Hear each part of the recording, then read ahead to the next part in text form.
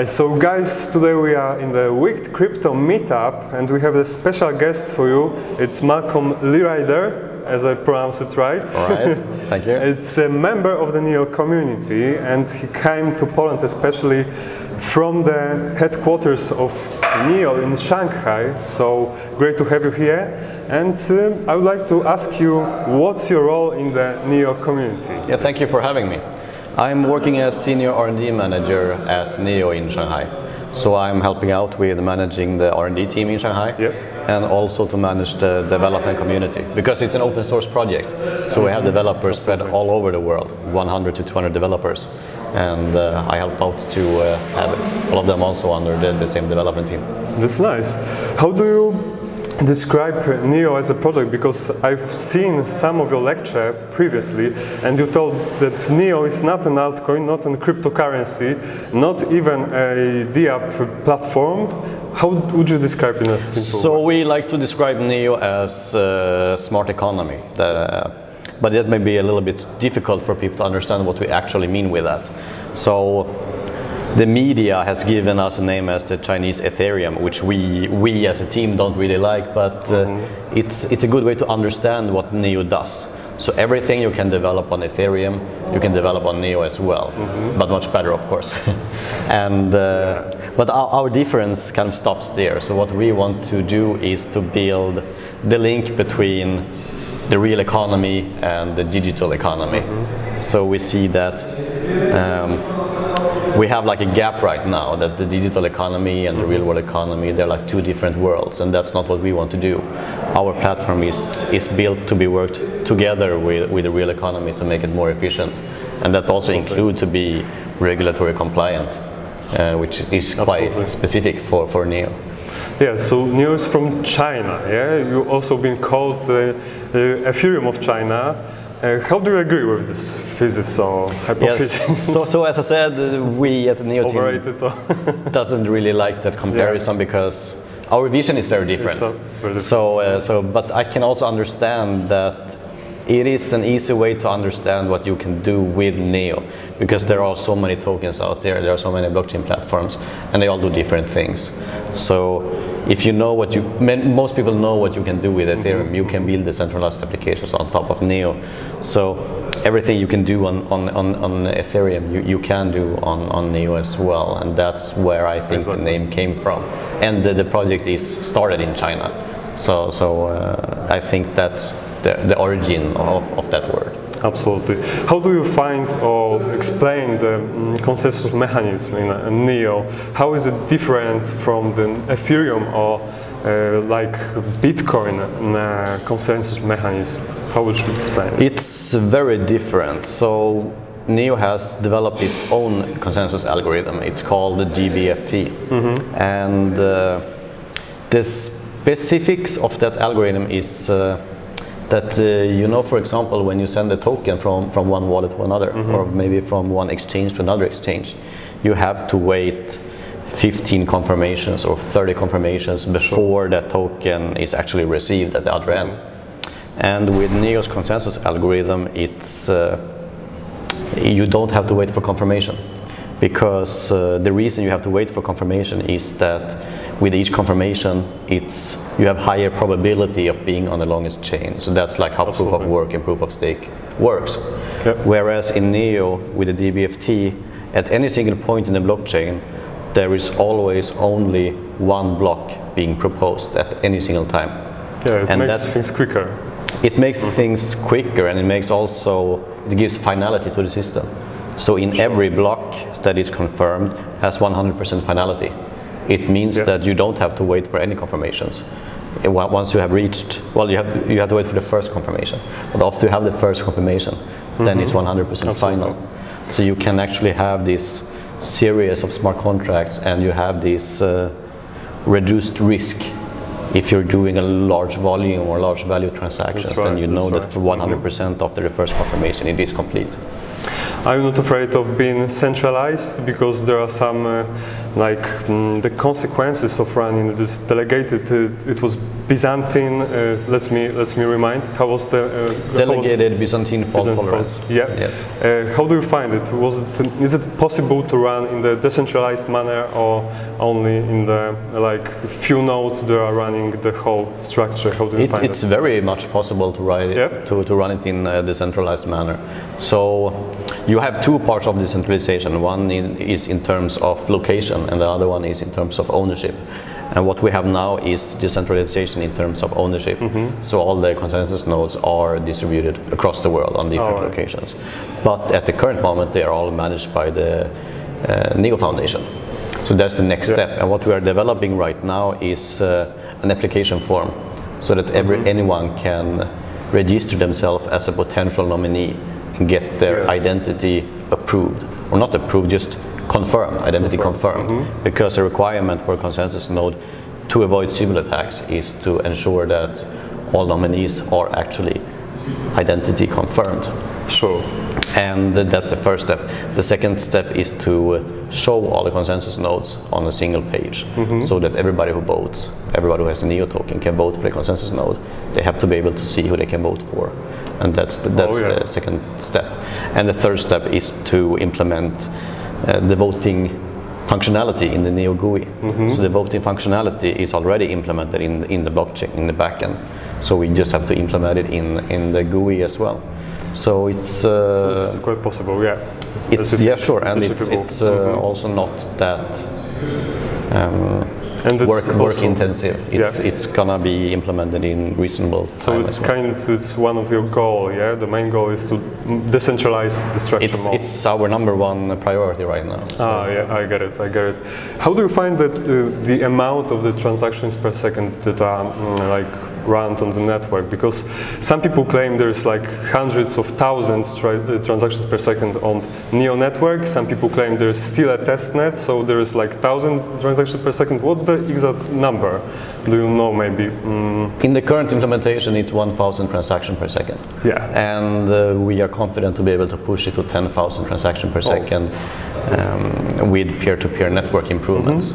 Next to this, we are also developing what we call the Hyper VM, and that's an improved, more modularized C++ implementation of our virtual machine. And that is part of our plan of reaching 100,000 transactions per second before 2020.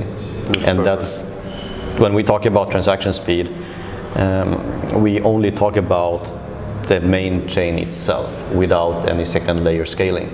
So with second layer scaling, you maybe heard about RAID and Lightning Network and other technologies. These technologies behind these projects are also applicable to NEO.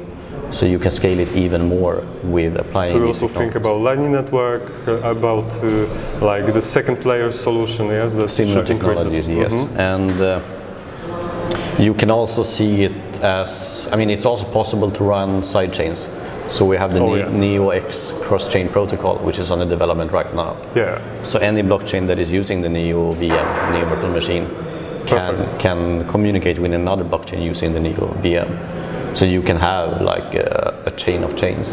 Even without any second layer solutions, if you have a chain of chains of 10 chains, then you have 10 times 100,000 if you like. So that sounds great. So it's there is a lot of talk right now about the scaling problem with blockchain technologies, and it's not something that we see as a problem anyway, because we have the solution around the whole blockchain ecosystem. It's the top majority problem right now to be solved. So the being scalable and the other like improving the amount of transactions per second, it's absolutely the first step. Right, and for us it's already solved more or less. So that's why I also think that NEO has quite a lot of technical advantages. Perfect. How do you find it? Because still more programmers choose Ethereum over NEO to build the apps. What's the base of the problem in here? My impression is that it's about knowledge, actually, because before I came here to Poland, I was in South America, in Santiago in Chile, and also in Rio de Janeiro and Sao Paulo in Brazil. And what we see is that when we meet with blockchain platforms there, they choose Ethereum because they only know about Ethereum. They don't know about any other blockchain platform. And these are technical people as well. So when we tell them about Neo, for example, and the advantages we have with transaction speed, finality, smart program language, you can, for example, write smart contracts in C#, Python, Java, JavaScript, Go, even, so in any programming language. What we get is like a very surprised reaction and say, well, this is actually what we need, because we see that we have these restriction or limitations with Ethereum. Why didn't you tell me about this earlier? So I think the main reason is actually just knowing that we are out there. And it's also quite exciting to see when there are projects from, for example, Ethereum, that realize that, hey, currently there's no way for us to achieve what we want to achieve on Ethereum's public chain, and we want to switch to Neo. What do we need to do in order to make the token swap? So that's. So the Neo community should increase in power, and there would be more developers. I think, yeah, sure. Every year.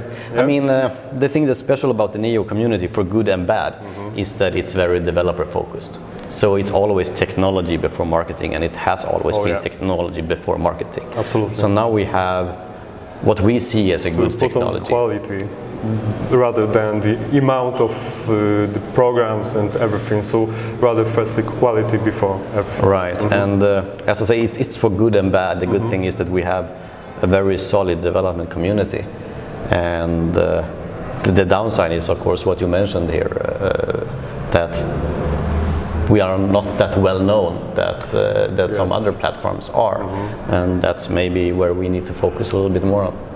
Yeah, that's perfect. So what's your plans for development of Neo? What's the current plans for this year exactly?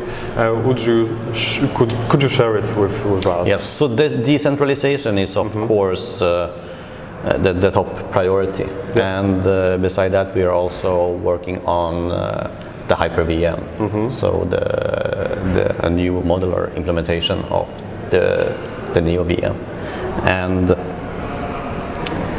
me personally, I also have a few plans, and that's first I'm gonna have vacation. so I'm gonna have a well-earned vacation in June. Could deserve. And then my next goal is, we have actually a development community in Malaysia that's starting to take form, and I want to help them to build it up in Malaysia. And also the second part for me personally is India. So there are a lot of outsourcing. Trying to take over the world. Well, it's impossible. We are building the smart economy, and we are going to be the #1 blockchain. So that's our vision of what we want to achieve. That's perfect. And there is lack of, let's say it this way, there is a higher demand of Neo developers than there is a supply of Neo developers. So, and there have been quite a few Indian outsourcing companies that want to provide this kind of service. So that's also on my list to do when I get back from my vacation. Is there any important event on the way for Neo, for investors or programmers they should consider to focus on when it comes to price issues and development, the improvements? Any important event on the Neo this year? Yeah, so I think that's more a question for Katerina, our marketing manager. I'm not that up to date. So tomorrow, at least, tomorrow I'm going to Gdansk. So I'm going to the InfoShare conference, and I'll present the Neo blockchain to a new audience, because these conferences are most often just blockchain focused.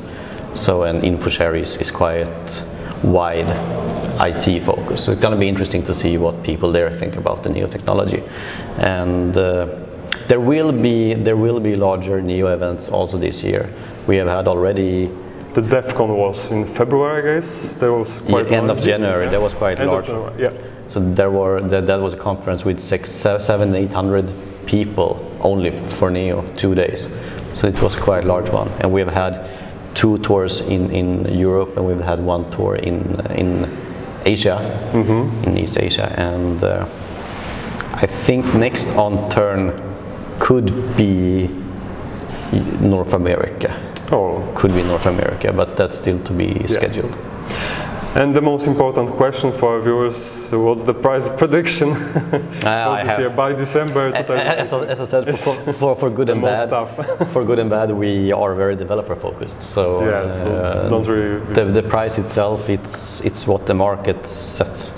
And I'm not a trader, so I couldn't guess what the price will be. It doesn't depend on to you, yeah, exactly.